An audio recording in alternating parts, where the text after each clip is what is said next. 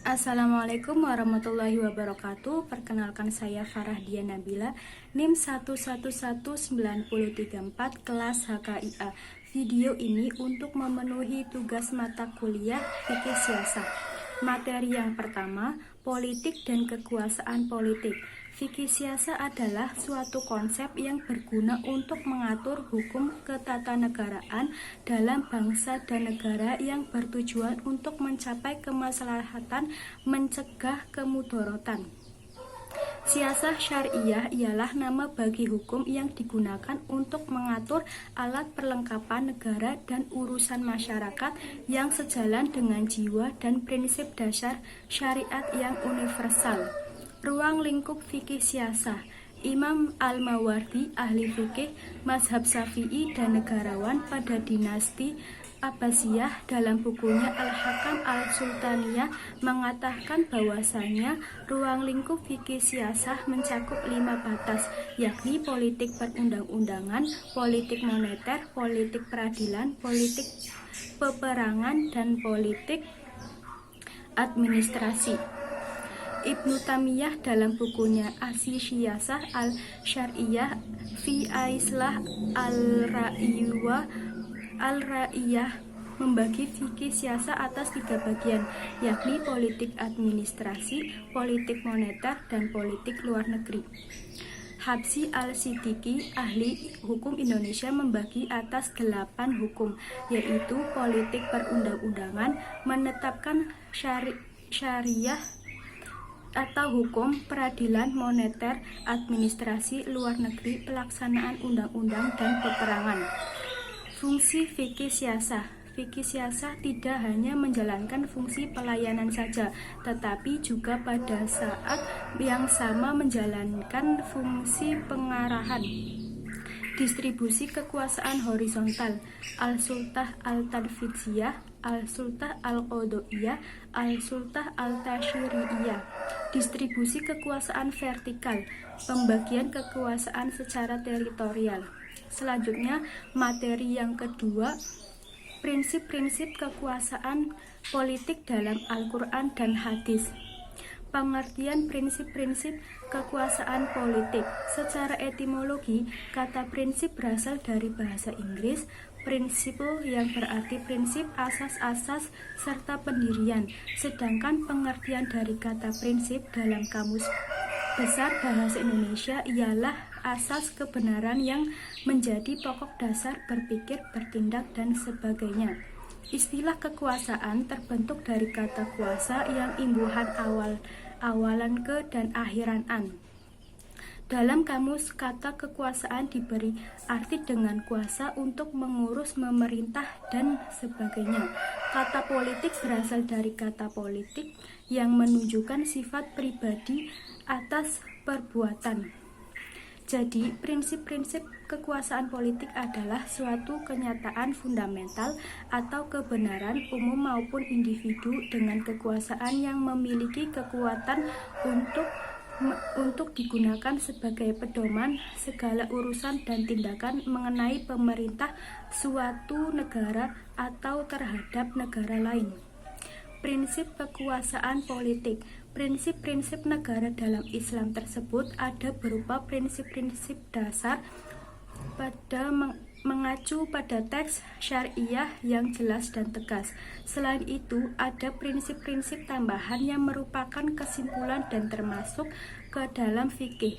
Para pakar fikih siasah berbeda pandangan tentang beberapa jumlah prinsip dasar hukum politik Islam.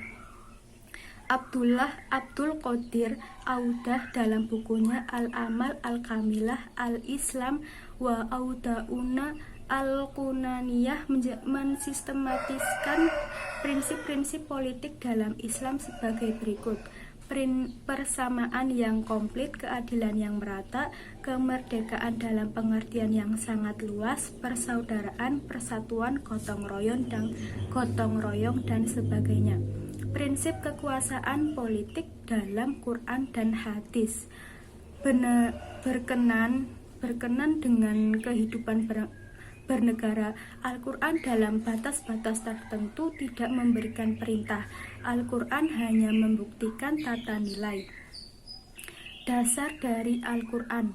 Al-Quran sebenarnya sudah menjelaskan mengenai prinsip penggunaan kekuasaan politik, yaitu dalam Al-Quran surat An-Nisa ayat 58 dan 59.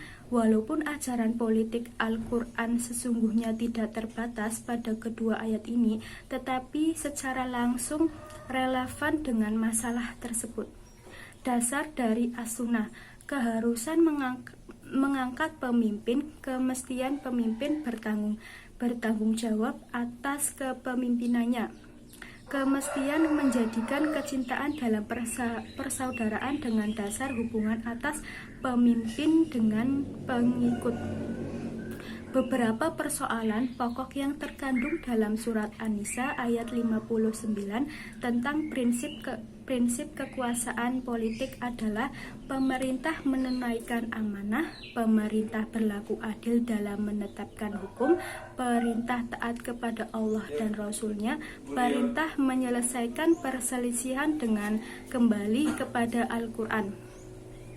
Prinsip dari hadis, prinsip kebutuhan akan pemimpin, prinsip tanggung jawab seorang pemimpin, prinsip hubungan antara pemimpin dan yang dipimpin berdasarkan persaudaraan, saling mencintai, prinsip ketaatan pemimpin yang tidak konsisten dan tidak bertanggung jawab. Prinsip-prinsip siasah yang terkandung dalam Al-Quran antara lain kedudukan manusia di bumi, prinsip manusia sebagai umat yang satu, prinsip menegakkan kepastian hukum dan keadilan, prinsip kepemimpinan, dan lain sebagainya. Selanjutnya, materi yang ketiga, manusia dan kedudukannya. Manusia adalah makhluk yang istimewa. Di dalam syariat Islam, manusia memiliki beberapa keistimewaan yang terkenal dengan 5 pokok keistimewaan hidup manusia. Kelima pokok tersebut meliputi diturunkannya agama untuk manusia, diberikannya akal, dianugerahkan jiwa, diamanahkan harta, diberi keturunan. Sumber-sumber hukum yang berasal dari manusia dan lingkungan itu berbeda-beda dan berkembang karena adat istiadat, pengalaman, budaya, dan pandangan manusia pasti berbeda-beda dan terus-menerus berkembang. Manusia dalam kodratnya. Berbicara tentang manusia selalu menarik perhatian.